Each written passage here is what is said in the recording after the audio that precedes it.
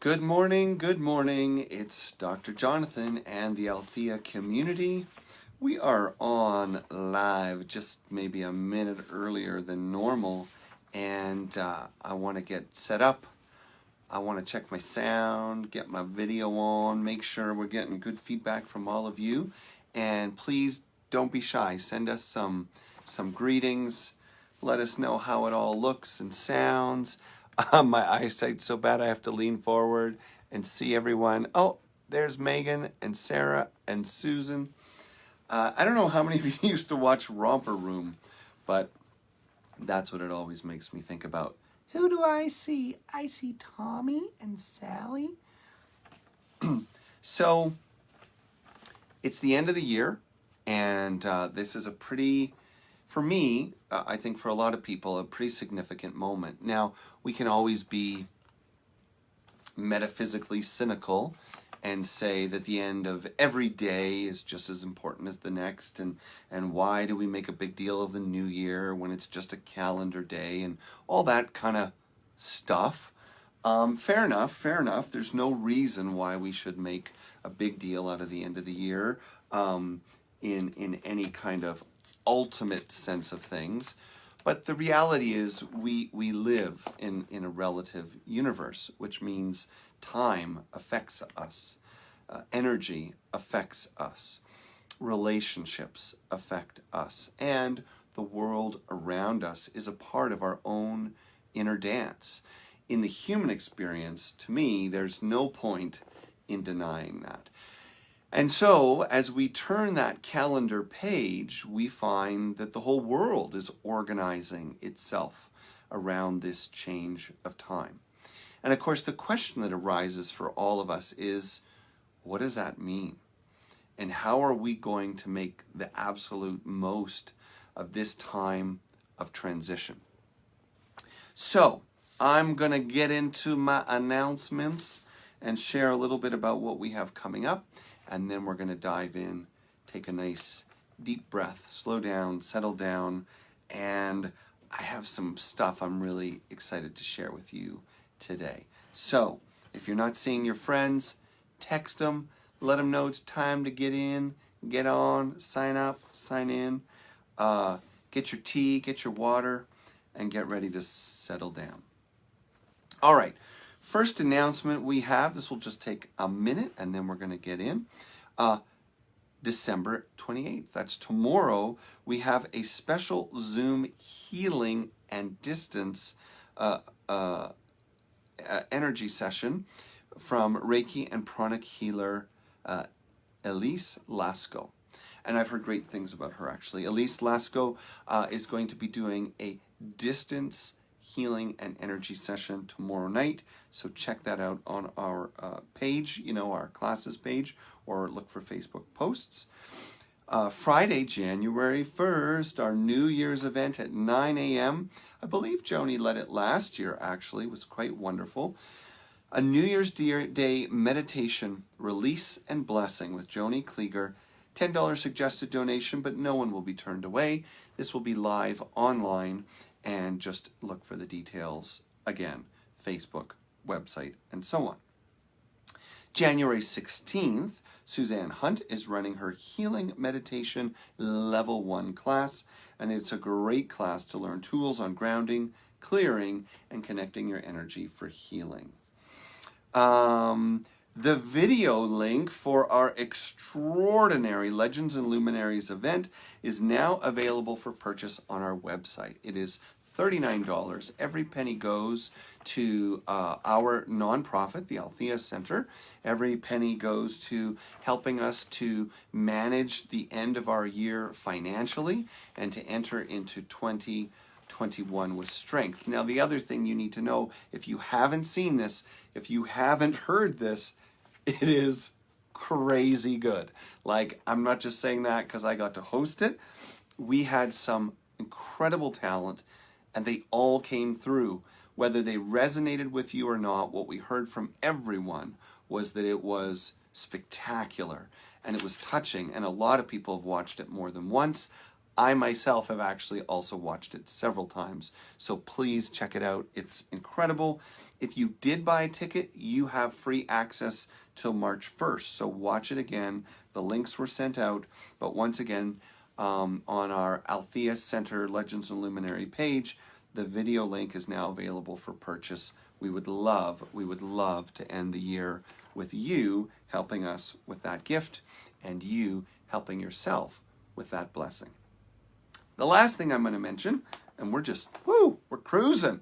Are you feeling it? We are doing a 40-day integral spiritual life detox. Now, I am going to host this. It's January 5th. Now, when you hear the word detox, don't think diet. Now, diet could be a part of what you're detoxing, but the idea is I'm creating a facilitated, supportive group process where for 40 days, we can start off 2021 and embrace whatever types of changes, transitions, releases that are important for each of us. So you could be there just for a 40-day social media detox. You could be there for a 40-day exercise program that you're beginning. You could be there for 40 days with no sweet treats or alcohol. So you get to decide what detox you need. We're going to explore all the different kinds of things we can detox in our lives. We're going to explore all the different kinds of things we can restore and reconnect with in our lives. But most significantly, I will be sharing with you tools, probably even forms that you can fill out.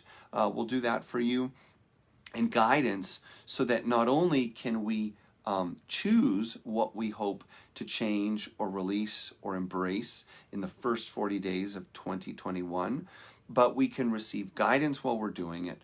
We can receive insight into what might help us do more or differently, and we're going to explore our own process of change and transformation as a group. So I really recommend it. It's Tuesday nights. It's going to be 7:30 to 9 every Tuesday night for 40 days. So there'll be material between, and then every Tuesday we'll connect. I'm very excited about it, and I have a laundry list of crap that I'm about to stop doing, and I look forward to sharing that with you. So sign up for that. The other thing you should know is we do have a flexible fee for that. So if it's a hard time for you financially, there is what we call a community price, very easy to access. And if things are pretty good for you right now, then you can certainly choose the fundraiser price. Bottom line is, if you're looking to be supported in a journey of renewal, release, and transformation to begin 2021, the 40-day life detox, spiritually focused, is definitely something to share. So I know I spent a lot of time on that, but I'm very excited about it, and I would love to do this. I have to be honest. I've done lots of change programs. I've led lots of change programs, but I've never done 40 days at the beginning of the year with an Althea group. This is our first, and I think it's going to be amazing. So please join us. Alrighty. Let's see. I'm leaning in to see. Oh, hey, look. Nancy's there. Valerie's there. Hey, that's awesome. I'm so happy to see you. All right then. So you got it tomorrow night. Reiki Healing online. January 1st, Joni Klieger Meditation, Release, and Blessing to start the year right. January 5th is the kickoff of the 40-day Life Detox. Spiritual, holistic, you choose the goals. We'll support you on the way. And then the 16th, Suzanne Hunt, Healing Meditation Level 1. I think we should get into our program, don't you? All right. Well, I have to say, I guess I don't know if I had too much coffee. I only had half a cup, but for me, woo, that can be enough. I'm excited to get into this topic today because I think that I have heard probably more than anything else, more than any other year, just how many people are looking forward to the end of this year. Now, of course, it hasn't been all misery, and a lot of us have had unexpected blessings. There's no doubt about that. But the end of a calendar year is a natural, social, cultural, psychological time to reflect on lessons of the year we're releasing and to clarify and embrace what's next. It's an important time to create a kind of intentionality, a kind of ceremony, a kind of ritual of awakening and release. So with that, what I'd like to do, I'm going to start off a little differently than normal.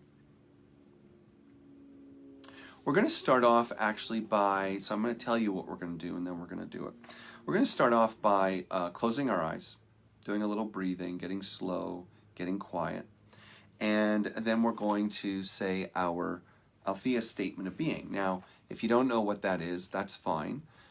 Althea is a community that is much more united by the shared commitment to spiritual growth and awakening than it is by anything else. In other words, we're not about a dogma, we're not about a single philosophy, we're not about a religion of any kind. We blossomed out of the divine science tradition, and we still honor our founders, our pioneers, but we have blossomed forward out of that very philosophy into the affirmation of the oneness of all paths that seek oneness.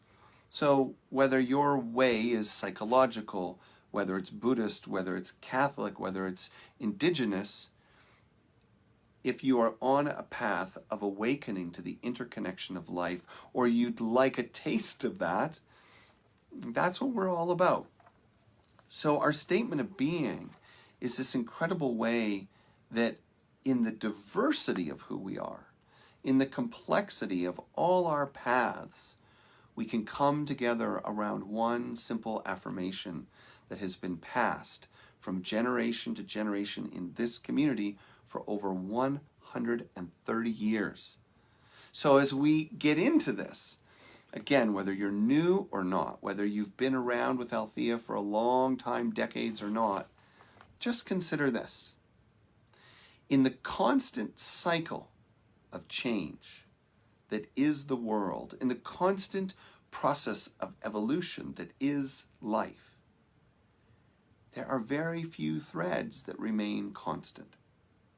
But spiritual truth, the deep knowing of the heart, and our connection to the divine is something that ultimately never changes, never goes away, never ends. It simply gets deeper and deeper and deeper. We might perceive it as going away. We might perceive it as change, but it's only evolving and becoming more of itself. So for 130 Sundays, people have gathered and read this together. That's a beautiful starting point. So with that, let's close our eyes, sit comfortably but alert. I'm going to invite you to take the biggest breath you can manage and then hold it for a moment. As you hold it, notice where you're feeling any tension, tightness, or resistance in your body, and then let it go with a very long, purposeful release. And we're going to do that a few times. I'm going to invite you to breathe in as deeply, as fully, as strongly as you can. Hold it. Notice anywhere in your body or your mind or even in your emotional world where you're holding tension or tightness. Let it go.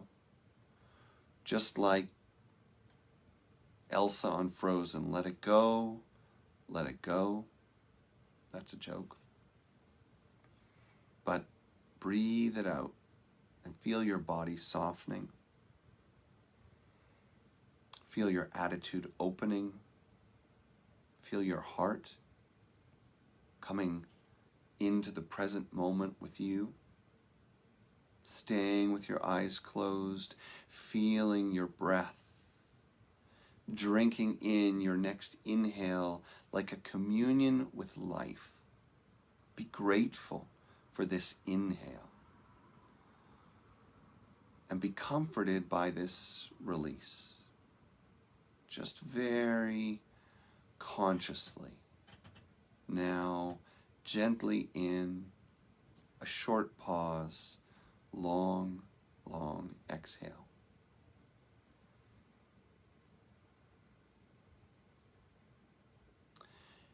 And as you grow quiet and you experience the stillness, the silence,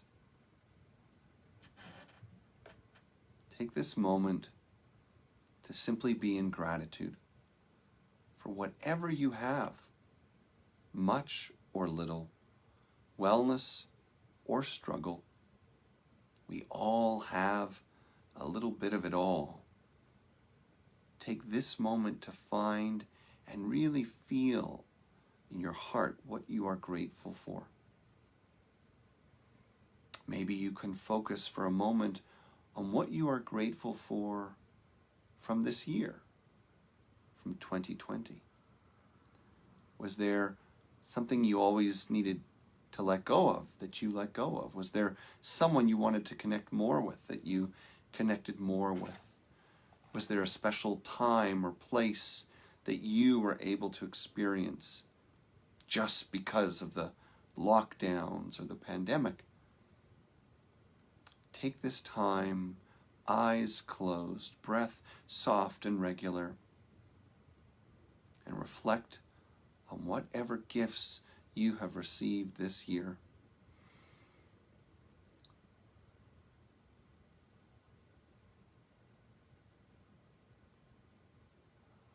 Breathe that gratitude in and then letting go. As you breathe out, you release the energy of those lessons, those gifts back to the universe. For nothing is ours ultimately.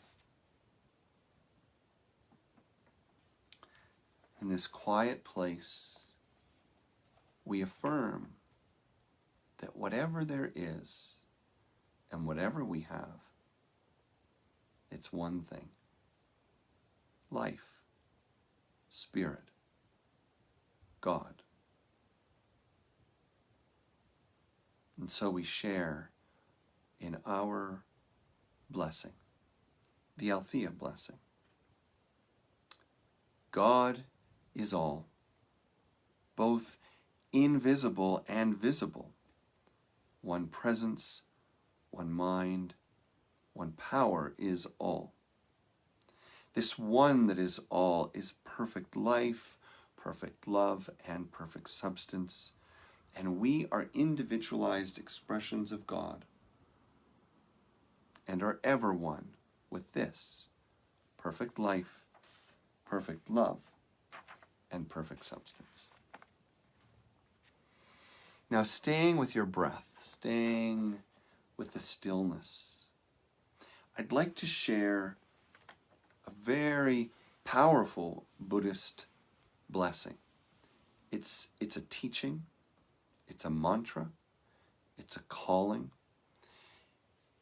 it's an energy that can heal and transform just by hearing it. So I encourage you to stay in your stillness. If there's something you're doing, just put it down for a moment. Let your eyes close. Be with your breath as we move deeper into our journey of exploring endings and beginnings, form and formlessness, control and release, who we think we are, and what is ultimately real. It is known in English as the Heart Sutra, and I'm actually going to read a large passage from it. So I invite you to hold this as your morning meditation. Staying regular with the breath, sitting comfortably but alert. Ideally, your eyes are closed. Gate, gate, paragate, parasamgate, bodhi svaha. Gate, gate, para gate, parasam gate, Bodhisattva. Gate, gate, para gate, parasam gate, Bodhisattva. The Bodhisattva of Compassion, when he meditated deeply, saw the emptiness of all realms and surrendered the bonds that caused him suffering. Here, then, form is no other than emptiness, emptiness no other than form. Form is only emptiness, emptiness only form. Feeling, thought, and choice, consciousness itself, all are the same as this. All things are by nature void. Spirit. They are not born or destroyed, nor are they stained or pure, nor do they wax nor wane.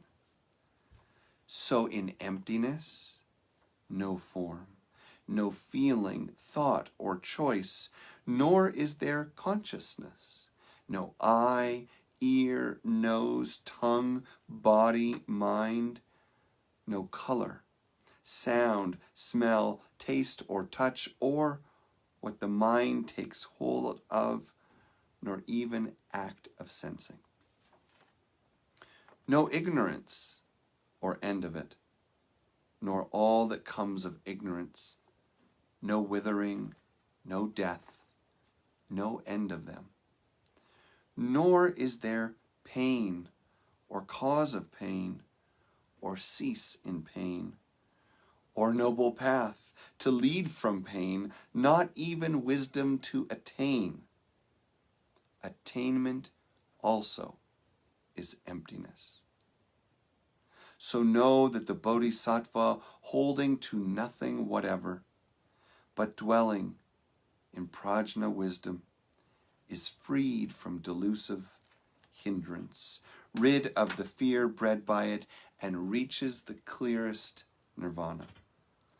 All Buddhas of past and present, Buddhas of future time, using this prajna wisdom, come to full and perfect vision. Hear then the great message, the radiant, peerless song, whose words allay all pain. Hear and believe its truth. Gate, gate, paragate, parasamgate, Bodhisattva.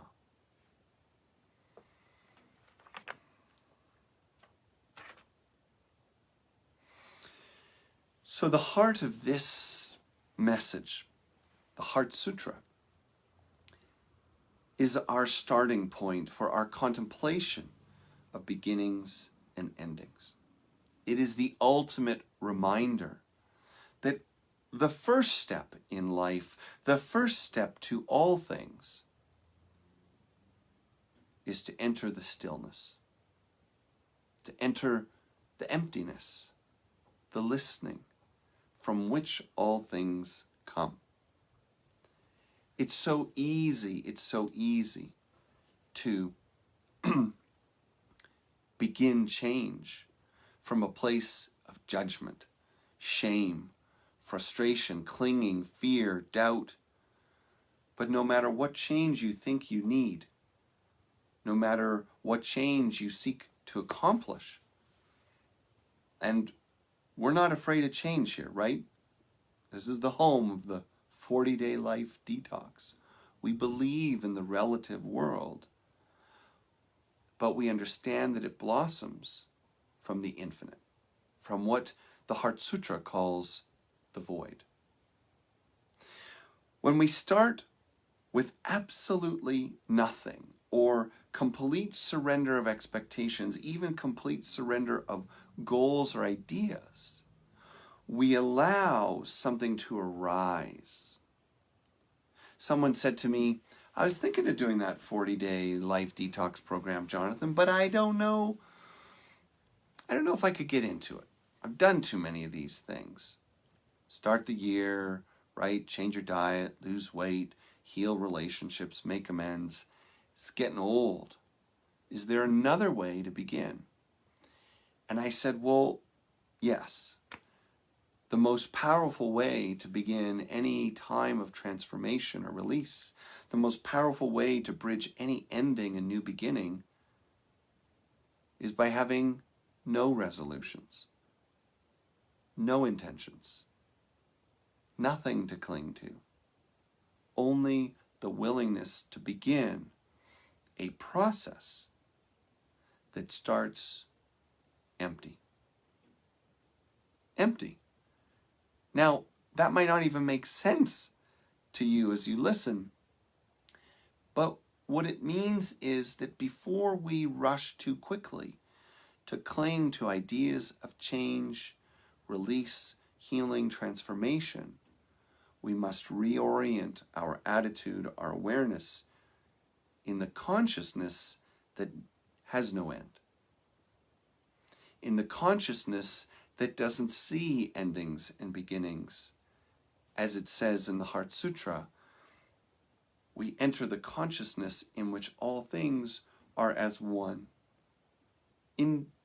independent of any distinct ultimate nature. So that means things look distinct and different at one level of life, but at the deepest level we can see scientifically and spiritually, we know it's all just energy. And what we fail to affirm so many times when we begin a process of change and new beginning is that it is that emptiness, that surrender, that stillness from which all life has emerged. And so why shouldn't your intentions for 2021, your resolutions for 2021, your goals for 2021, why shouldn't it all emerge from that eternal place that all things begin?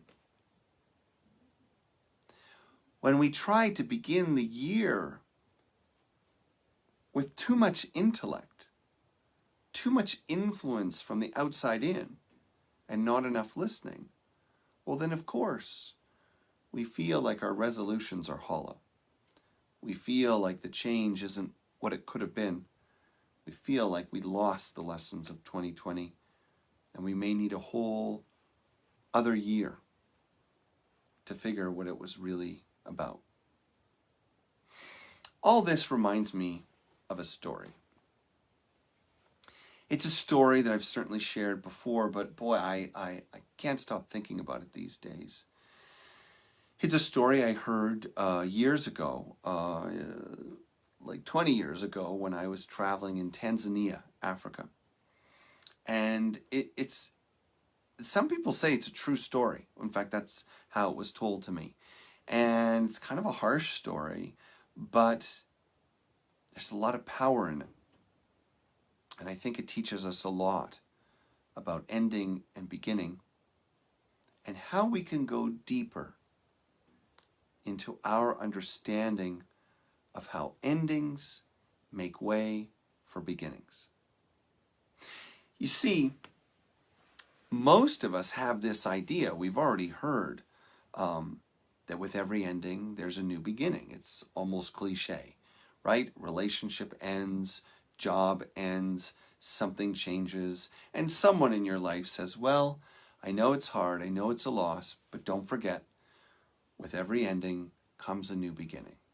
Which is usually pretty shitty to hear if you're in the middle of a terrible ending or your loss is painful.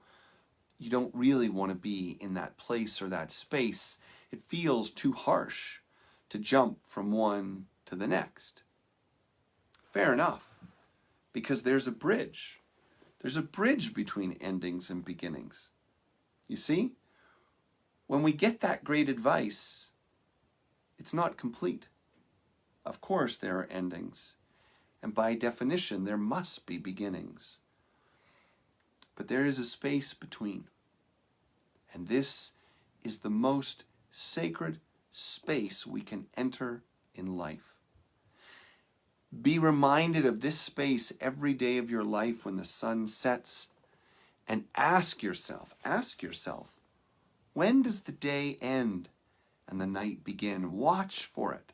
Try that for 40 days. What's that moment? It's no longer day, or it's suddenly night.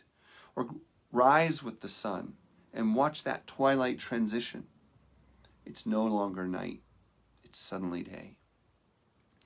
This is a time of magical power on earth, and this is a time in any process that is where spirit is most alive and raw and available to you. It is now no longer the end, nor the beginning. It's a flash of time and energy and insight. And there's only one way in. And it's not the way that you like. It's not the way that you've been told. It's not the way of our cultures. And so this story speaks to how we enter this deeper study of endings and beginnings, and how we actualize the moment that gives birth to it all. A long time ago. And where? Where? Audience participation. I'm not going on till I see some messages and texting. Where does this story happen? Long time ago. And George Lucas, please. Somebody throw me a bone. Come on. You know what I'm talking about. I know there's a time delay, so I should... There we go. It starts. Carrie. Thank you, Carrie. I can always rely on you. Yes, thank you. Susan's getting nervous. Someone's answering.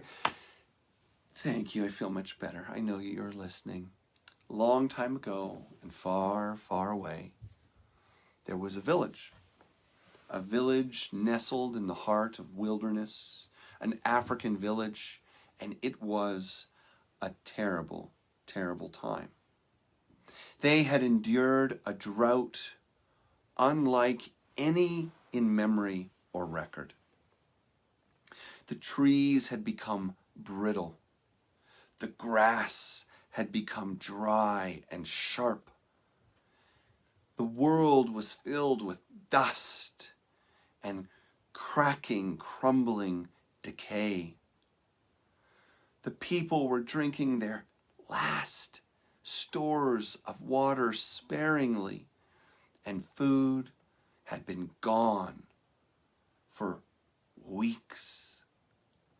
This village of frail, crumbling people were surviving on the smallest remnants of their seeds and their grains and their herbs.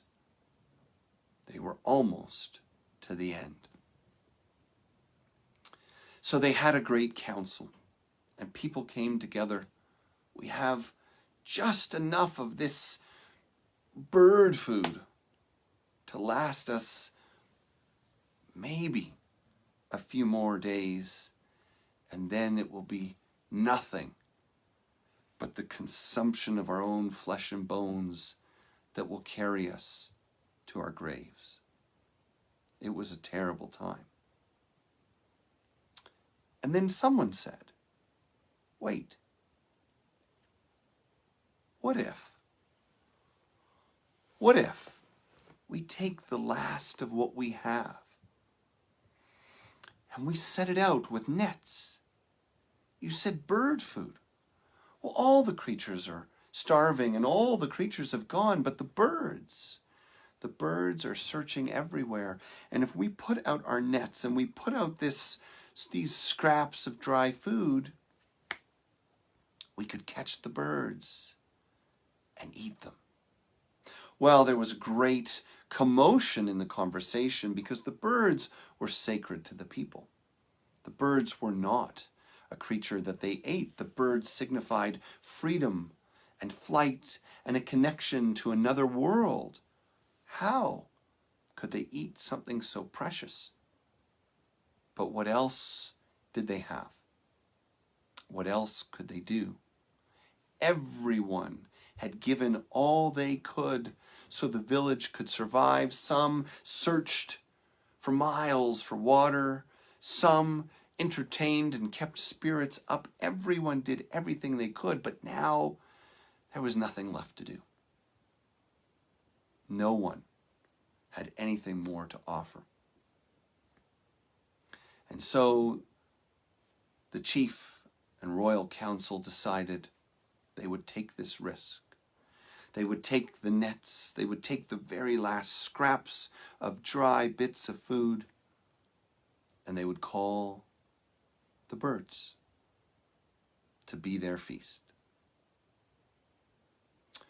Well, it just so happens that at this gathering there was a brave young girl, a young girl who was broken-hearted to see her village suffer, a young girl who always felt that she could be something more than what she had been, a young girl who was always a little bit on the outcast side of her friends, of her family, one just a little different, just a little slower than the rest as she was tuned to the world of nature and her dreams and her visions, a girl just a little different. And she wanted to help. She wanted to finally be someone who could make a difference. And she said, I'll go out every morning and I'll look to see if we've caught something. And then I will come back and tell the village, please let me do this. Our people are suffering and I have done nothing. Let me have this one job. Trust me. And the community looked around and there was hesitation and nervousness. They didn't really know if they could trust her. She was young. Her head was always in the clouds. Was she really the right one to entrust with the fate of the entire village? But the chief of the village, she was a wise old woman, and she looked into the eyes of that little girl. She saw her eyes welling up with tears, her heart so full. And she said, though this betrays my better judgment and all logic of my mind, I feel the love in this girl's heart, and I have to trust that only good things can come from such a deep, devoted love. And the people were humbled by this message. And so it was. They set out the nets. They left the scraps. And the next morning, she ran. She ran as nighttime turned into day. She ran towards that twilight. And there was nothing. The next day, again, she ran. She ran on cracked heels against dry ground. And there was nothing. There wasn't much time left. The people were growing scared. They were hungry beyond any bitterness they'd known. And the next day, she ran out. The third day, she arrived, and there was one bird. She sat by the net, this poor little bird. And she reached in, she held it, and she called to it, and she said, please, please, you've got to help my family. You've got to help my community. Tell your friends of this food. I'm sorry to ask you to make this sacrifice. And she let the bird go. The next morning, she woke up extra early and she went running through the twilight towards where the nest was laid with the dry bits of food. And can you imagine? Before she even arrived, she could hear a cacophony of sounds. Birds, birds, birds. The net was full. Big birds, little birds, ground birds. And they were eating up the last. And there they were, all captured in the net, all pulled up. And she stopped in amazement. It worked. The birds made the sacrifice. And as she watched them, she saw their beauty. The feathers, the colors, the reds, the blacks, the lilac-breasted roller with its shimmering purple throat, the African bee-eater with its gorgeous gold and yellow and green plumage. And she realized she couldn't do it. She couldn't sacrifice the birds. How were their lives less valuable than those of her family? And she made the most difficult decision of her life, and she walked to that net, and she lifted it up, opened it, and set them free. But just in that moment, she could hear a crowd of footsteps running. People had heard all these birds and came running to see their great success. And as they arrived to the clearing, they watched as the birds flew away.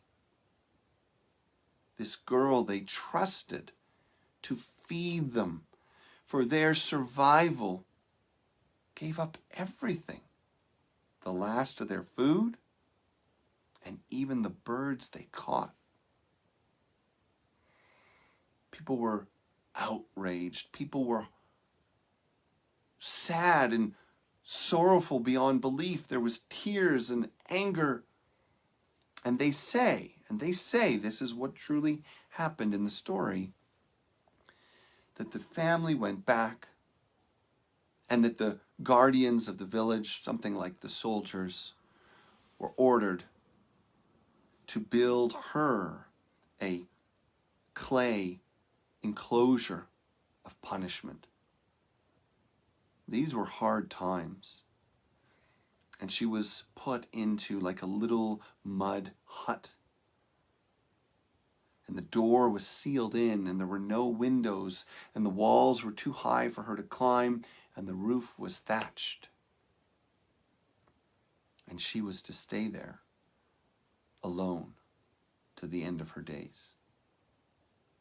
The people went back in sorrow, broken, wondering what to do. Well, you might think this is the end, but this is just the beginning. As she laid on the floor of this dusty, dry prison, she cried. She cried bitter tears for what she had done and the pain in not understanding why her loving gesture was such a crime. And there she laid the rest of that hot day into that dark, scary night, and she could feel her own life force waning. As the sun began to rise and the faint light of early morning came through the little spaces in the thatch, she cried again and called to the birds in her sorrow and simply said that she would accept her fate and she would find her peace in knowing that they were free, though she would feel regret for what she had done to her people into the life beyond. She would carry that forever. And with that, she lay down as if to give up her breath. And that's when something fell from the ceiling on her face. She's having a sacred moment here. She's giving up her spirit, and all of a sudden, Stuff is dropping on her face. She wipes it off and she looks up. And there, the lilac-breasted rollers pecking away at the thatch, almost pulling it open. Another bird comes and throws down something like a berry, a seed. What? The next thing you know, the birds have come in flocks, and they're picking and pulling apart the thatch and flying and ripping it apart until it's scattering in the air. And as much as they're pulling it apart, more and more birds are coming from near and far as you can imagine, and they are bringing green leaves and pieces of fruit. They are bringing incredible gifts of seeds and nuts. And her little home, her prison, is filling like a storehouse, like a silo, with all the food they're bringing. And sure enough, the noise attracted attention. Though it was far from the village, it could be heard. And a crowd came. The people came. The chief came. Her family came, and they gathered around the crumbling prison.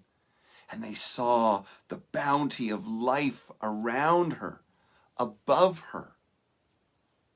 And they sang and they wept for joy. You see, this story is all about endings and beginnings, but it takes us deeper than what we often hear or feel or know or assume.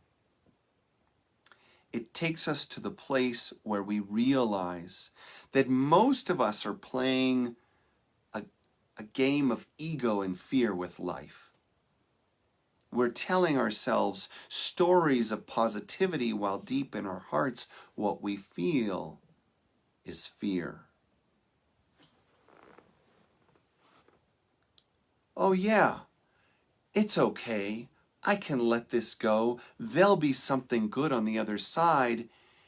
It's like we have to fool ourselves. We have to promise ourselves. We have to trick ourselves like children. Okay, I'll give up this one thing if you promise I'll get this other thing. That's not how we live rooted in spirit. And that's not how we experience the power of life moving through us. Now, yes, we can create change this way, this bartering kind of relationship with life. I'll give up one thing if you give me another thing. I'll let go because you've told me I'll get better things. Okay, as long as it keeps getting better and better and I keep getting more, I'll do it. I'll let go. I'll trust you. But what we miss in this kind of habitual, ritualized, socially sanctioned relationship to change is that we're playing a game with ourselves, and it's the game of control. I'll let go when I know there's something next. I'm glad to teach about endings because I'm more glad to teach about beginnings.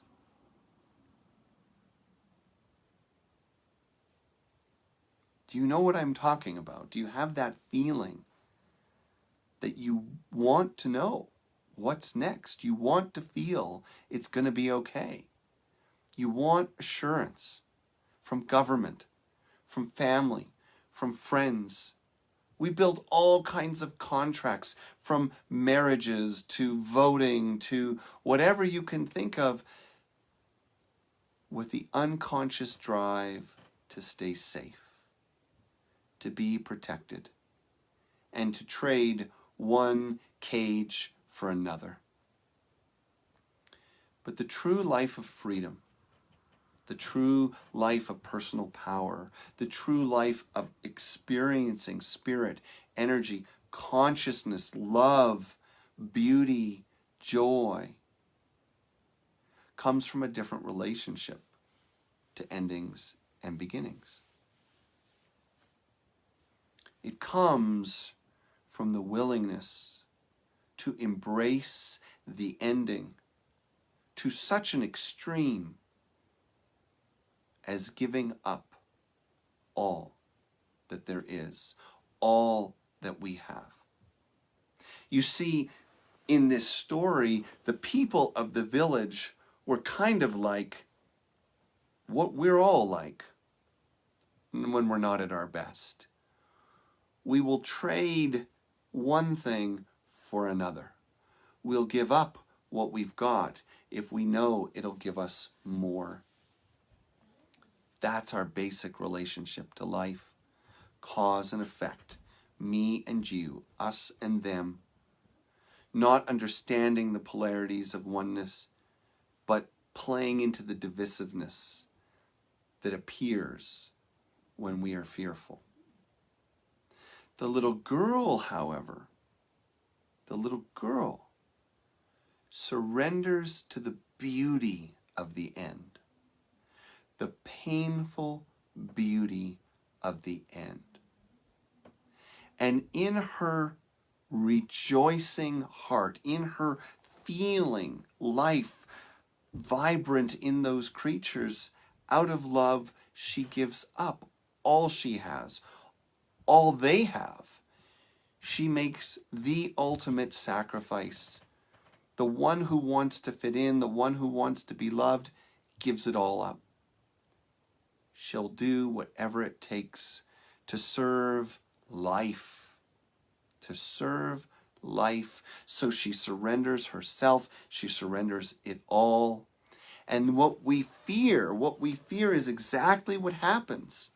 That the village, like our ego, like our old family stories, like our cultural stories, we fear they will come to get us in the night and cast us out.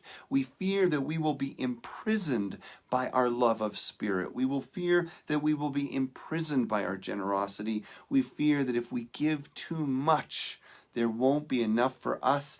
They come in this consciousness and they put her in the prison that we are all afraid of. Disconnection. Not loved. Not fed. Everything that the ego fears might happen if we are too much ourselves, our souls, is what happens to her in the story. She is put in the prison of culture. But she remains in love. And spirit returns to her. Spirit returns to her as the birds and feeds her and frees her. And this is the promise of life. But you can't play it like a game. You can't play it half-heartedly. If what you want in 2021 is something more magnificent, more nourishing, more beautiful, more peaceful, more uplifting, more healthy and happy than what you've had in 2020, then not only must you face all the loss of this year, but give more. Go through that list in your mind. Write it down. What has been taken from you?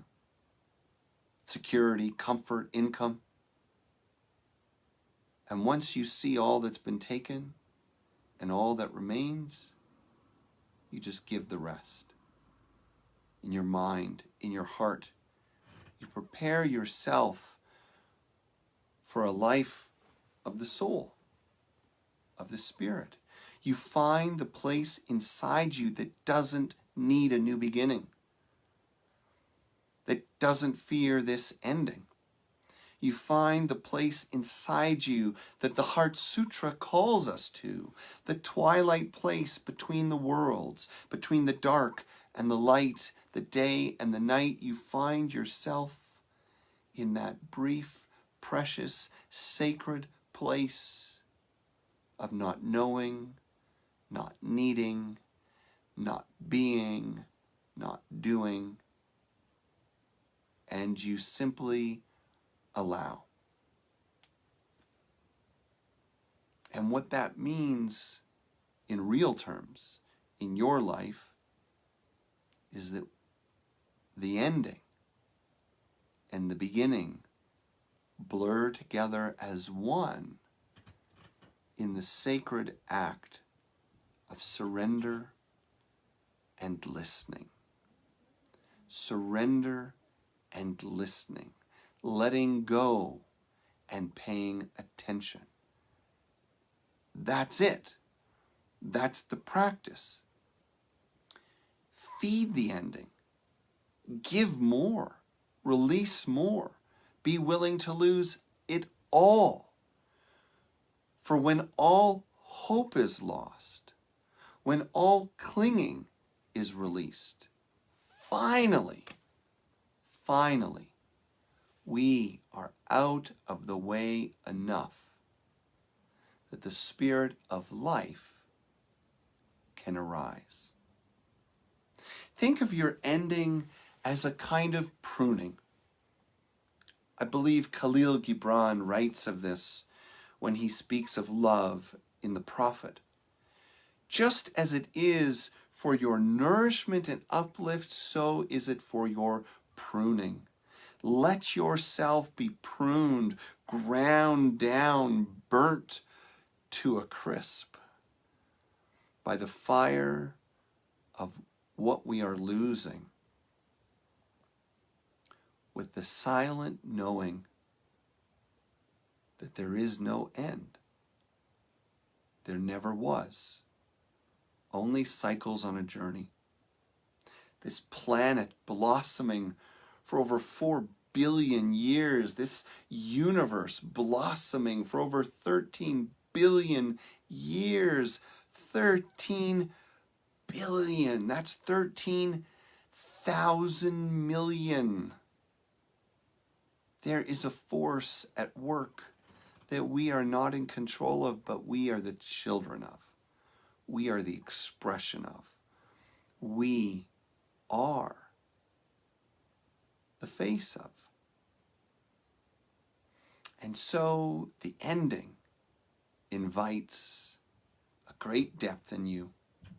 All the losses, as painful and bitter as some may be, all the simple losses, confusion, uncertainty, let yourself be with the grief and let it wash you clean. So that instead of figuring out what comes in the new year, instead of solving what's wrong with you or what you finally need, you create enough space in that darkness, like the little girl in that mud hut. And you see her prison, her darkness, her surrender when she was stripped of everything. That became her cathedral, her synagogue, her sweat lodge. That became her sacred place of transformation and a new beginning. So I want to thank you. I want to thank you for being with me today. I want to thank all of you who have been with us throughout this year. I want to thank those of you that just joined us for the first time. And I want you to know that the best is yet to come. We may have crazy days ahead. There may be strangeness. But if you pay attention, we've learned a lot this year. If you pay attention, we all have had the chance to mature and grow this year. Don't lose that opportunity. Don't worry if the ending is bitter. Don't worry if there's been loss. Feel it, experience it, and let it take more. Let it take everything so that you are open. Your heart is open, your mind is open, and you're willing to consider a life you have never yet seen. We are in the twilight moment right now. Right now. We will be in this moment for a week. And what will you do with it? What will you do with this time of transition? Will you contemplate it every single day until Spirit speaks, until the birds return to set you free and feed you? Or are you going to try to make it happen? More courses, more classes, more problem solving, more coaches, more teachers? Or will you strip it down until all that keeps you from the truth of who and what you are is set aside? And the beautiful thing is, if you can be that free of everything, then there's no telling what you'll receive on the other side. The creative power of Spirit is always at work. Always at work. On that note, I will also say thank you for all your gifts this year. To each one of you watching, for your donations, your financial contributions. You have enabled us in January, February, March. In 10 months of quarantine, we haven't lost a penny at Althea.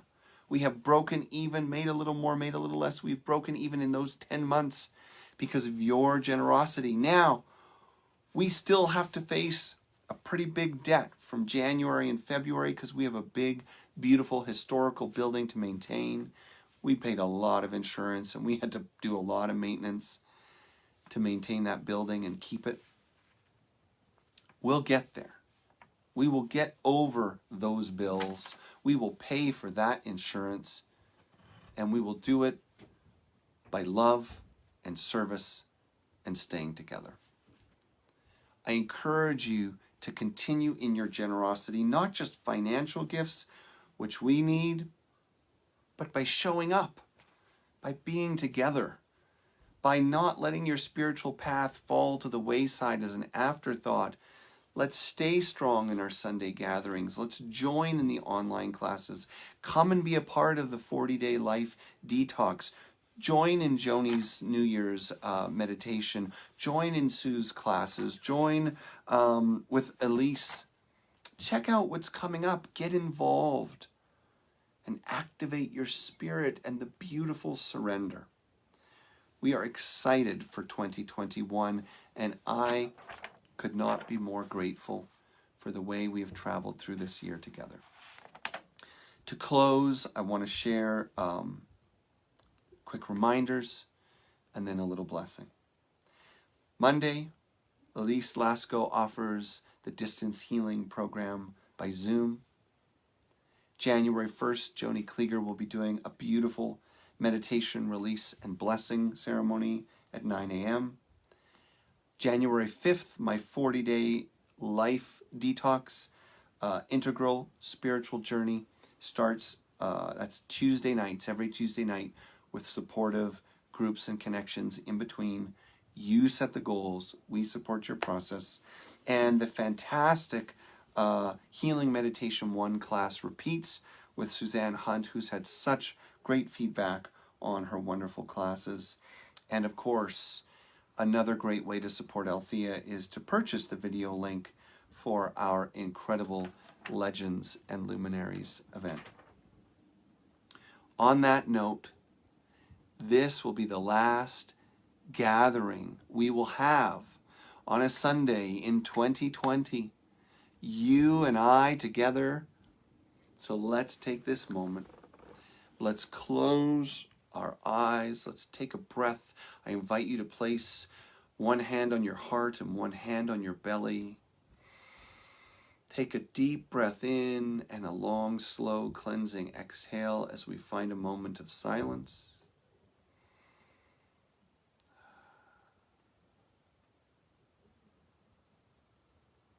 We find our hearts as one. We find ourselves united in stillness.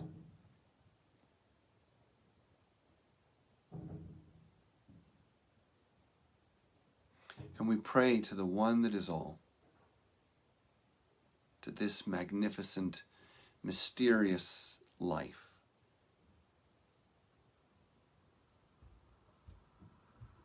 Dear God, our source, we are humbled with gratitude for the ways that we are provided for again and again and again. We are humbled and grateful for the extraordinary design of this life, of this world, of this self that we are, that we find love and wisdom eternally present whenever we let go, whenever we open. Dear God, we pray that each person, each soul, each creature that is facing or has faced a loss in this year, whether it is people leaving this world, relationships, work, money, we pray that in time they would find peace, and through their grief, an opening heart to the power of life within them. We pray that through all we have been through together and alone, we would join in the great letting go, that we would share in the great receiving. Dear God, we have been blessed in body and mind, heart and soul, and we are grateful for each other today, for keeping this path open, for keeping this community strong. And may we each together and all embrace this historic, epic, dramatic ending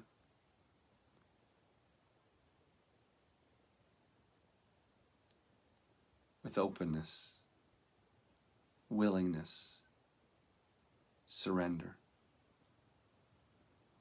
so that whatever new beginnings are to come, they arise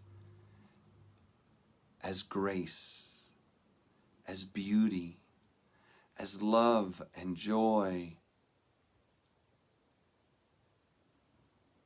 and then find their expression in this world as peace, as justice, equality, love of each other, harmony between homes and nations, a celebration of all paths, all walks of lives, all identities, all sexualities, all cultures, all faiths, all religions, all science, all creatures, all natural forces. May this prayer be a blessing that uplifts all of existence and beyond. Amen.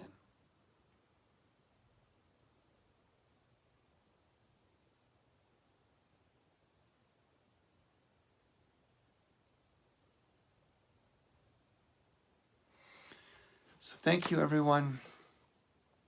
I love you all deeply, and I hope that I'll see you soon. Please join us for our New Year's program in a week, because we have a very special Sunday planned for you, and I hope I'll see you there.